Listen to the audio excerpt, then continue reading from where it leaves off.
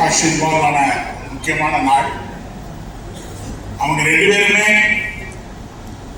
சிறந்த வெற்றி அடைய வேண்டும் என்பதற்காக ஆரம்பத்திலிருந்தே நிறைய முயற்சிகள் எடுத்து இந்த படம் நேசிப்பாயா சீக்கிரம் வாங்கிட்டு வந்து அடுத்த ஷோ கார்த்திக் இன்றைக்கு வந்து நம்ம சிவகார்த்திகேயன் சார் வந்திருக்காங்க. அவர் நான் சூப்பர் ஹீரோன்னு தான் சொல்லணும். இந்த அளவுக்கு ஏன்னா சூப்பர்னா சும்மா ஃபாஸ்டா முன்னேறுவாங்க. அவருடைய நடிப்பு ரொம்ப பிரமிப்பா இருக்கு. அவர் எப்படி ஆரம்பிச்சாரு, இன்னைக்கு எப்படி இருக்காரு. ஆனா என்னுடைய டாக்டர் வந்து ஒரு கான்கால் எடுக்கிறா. எவ்வளவு நல்ல வேலைக்கு இருக்க ஒரு நல்ல மனிதர் என் கூட கிட்டத்தட்ட 5 மினிட்ஸ் பேசுறாரு. நான் எப்போதுமே சொல்லுவேன், ஒரு மனுஷனுக்கு ஹியூமிலிட்டியும் சிம்பிளிசிட்டி இருந்தா அவன் எந்த உயரத்தையும் தொட்டலாம். அந்த அளவுக்கு அவர்கிட்ட நான் பேசும்போதே அவர்கிட்ட இருக்கக்கூடிய அந்த ஒரு சிம்பிளிசிட்டி ஹியூமிலிட்டியை நான் பார்க்க முடிச்சு. சார், இதை நீங்க கடைசி வரைக்கும் எடுத்துட்டு போங்க, நீங்களும் பெரிய உயரத்தை தொடுவீங்க. ரொம்ப தேங்க்ஸ் சார். என்னுடைய டாக்டர் ரொம்ப மகிழ்ச்சி.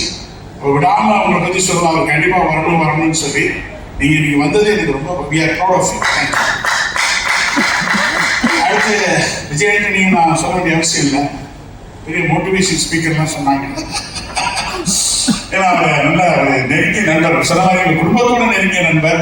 அதோட என்னுடைய டாக்டர் ஸ்னேகா பிரிச்சோருக்கு ரொம்ப ரொம்ப க்ளோஸ். அவங்க அடிக்கடி பேசிக்குவாங்க. விஜயாண்டனி பத்தி ஒரே ஒரு வார்த்தை சொல்லணும்னா, விஜயாண்டனி மீன்ஸ் கான்ஃபிடன்ஸ். அவர் ஒரே வார்த்தை.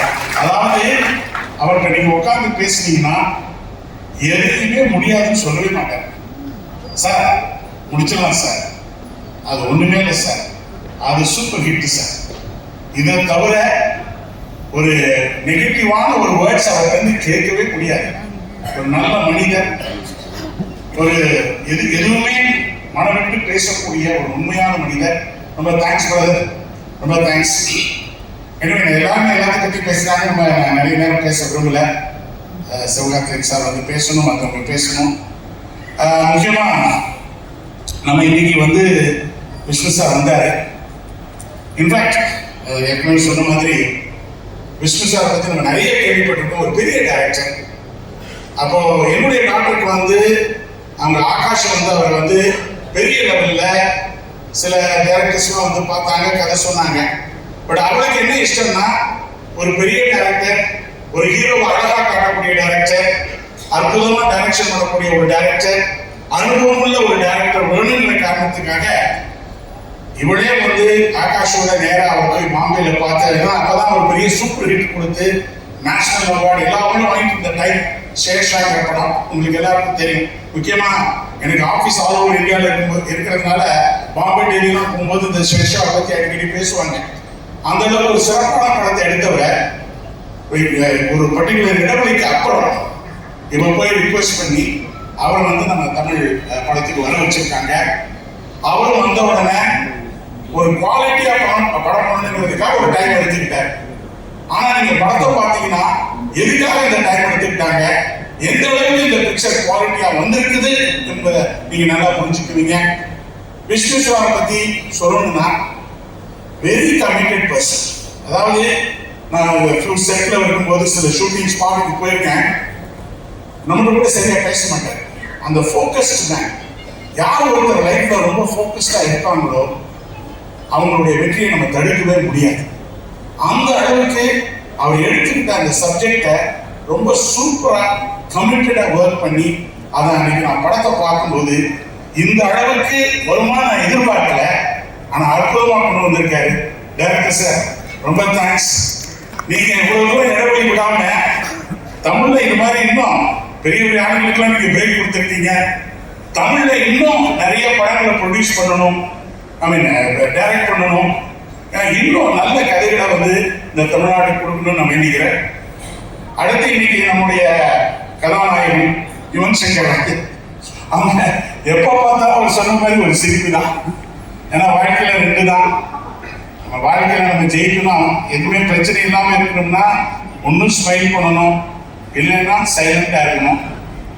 ஸ்மைல் வந்து சால்வ்ஸ் த ப்ராப்ளம், சைலன்ஸ் வந்து அவாய்ட்ஸ் த ப்ராப்ளம். அதனால இது ரெண்டுமே நான் அவர்கிட்ட பார்த்துருக்கேன், சைலண்ட் அண்ட் ஸ்மைல். ஏன்னா யார் ஒருத்தர் இந்த ரெண்டும் வச்சிருக்காங்களோ they are emotionally and physically strong. அந்த விதத்தில் நான் அவரை துபாயில் பார்க்கும்போது சரி, சென்னையில் பார்க்கும்போது சரி, நான் எப்போதுமே அவரை பார்க்கும்போது நினைப்பேன், இந்த மனுஷனுக்குள்ள இவ்வளவு டேலண்ட் இருக்கா அப்படின்னு நினைப்பேன். அந்த அளவுக்கு ஒரு ஹைலி டேலண்டட் பர்சன். எப்படிதான் இந்த மாதிரி அழகான மியூசிக் கொடுக்குறாருன்னு தெரியல. இதெல்லாம் காட்ஸ் கிஃப்ட், யாருமே டிஸ்டாப் பண்ண முடியாது. அந்த அளவுக்கு இந்த படத்துல பாத்தீங்கன்னா ஒவ்வொரு பாட்டையும், அதோட இந்த பேக்ரவுண்ட் ஸ்கோர் கூட பாத்தீங்கன்னா நீங்க படம் பார்த்தேன், ரொம்ப சூப்பரா வந்துருக்கு சார். உண்மையிலே படம் நீங்க வந்து ஒரு தடவை எனக்கு மெசேஜ் அனுப்பினீங்க, கொஞ்சம் டிலே ஆகும் ஏன்னா அந்த கதையை பார்த்தேன், இந்த படத்தை பார்த்தேன், ஆனா நான் ரொம்ப இன்ஸ்பயர் ஆயிட்டேன், அதனால இன்னும் நல்ல பாடல்களை கொடுக்கணும்னு சொன்னா இருப்பாங்க. அப்பயே இந்த படம் வெற்றி அடைஞ்சிருச்சு. அந்த அளவுக்கு யுவன் சங்கர் ராஜா இம்ப்ரெஸ் ஆகி ரொம்ப அற்புதமான பாடல்களை கொடுத்திருக்காரு. அவருக்கு ரொம்ப நன்றி.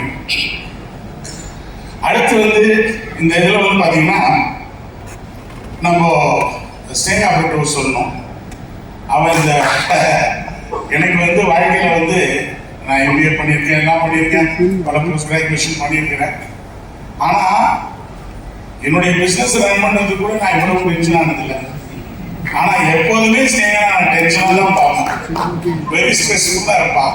ஏன்னா அவளுக்கு என்னன்னா எப்படியாவது இந்த படத்தை நல்லபடியா வரணும், ஜெயிக்கணுங்கிற ஒரு வேகம். ஏன்னா 3 MBA கொடுக்க முடியாத ஒரு அனுபவத்தை ஸ்னேகா வந்து இந்த ஒரு படத்துல பெற்றிருக்காங்கிறத நான் பார்த்தேன்.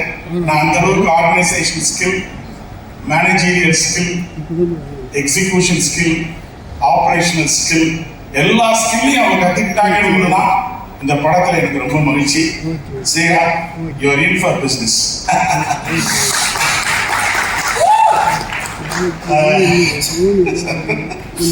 ஏன்னா அவர் எப்போதுமே ஸ்னேகா வந்து பேசும்போது அவர் சொன்ன மாதிரி வெரி டஃப் கேரக்டர். அவளுக்கு வந்து அப்பா என்ன பண்ணாங்கன்னா அவளுக்கு தெரியாது. ஆனா அந்த ஃபைட் மூட்ல வந்தான்னு வச்சுக்கோங்க, நான் அமைதியா தான் இருக்கணும். ஏன்னா நம்மளை எப்படியாவது அவள் கன்வின்ஸ் பண்ணிடுவான். அந்த கன்வின்சிங் கேரக்டர் அவளுக்கு உண்டு. அடுத்து வந்து நம்ம சன்னிலா மிஸ்டர் ஆகாஷ். இந்த முதல்ல வந்து இவங்க எப்படி நடிக்க போறாரு, of course Atharvaa is a great actor.